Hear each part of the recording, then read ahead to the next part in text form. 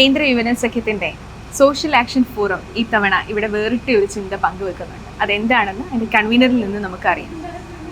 ഇത്തവണ നമ്മുടെ മാരാമൺ കൺവെൻഷനിൽ വരുന്ന പ്ലാസ്റ്റിക് ഉപയോഗം കുറയ്ക്കുക എന്നൊരു ബോധവൽക്കരണത്തിൻ്റെ ഭാഗമായിട്ട് പ്ലാസ്റ്റിക്കുമായിട്ട് വരുന്നവരുടെ പ്ലാസ്റ്റിക് ബാഗുകൾ ഞങ്ങൾ വാങ്ങി പകരം ഈ തുണിസഞ്ചി ഞങ്ങൾ സൗജന്യമായി നൽകുന്നു.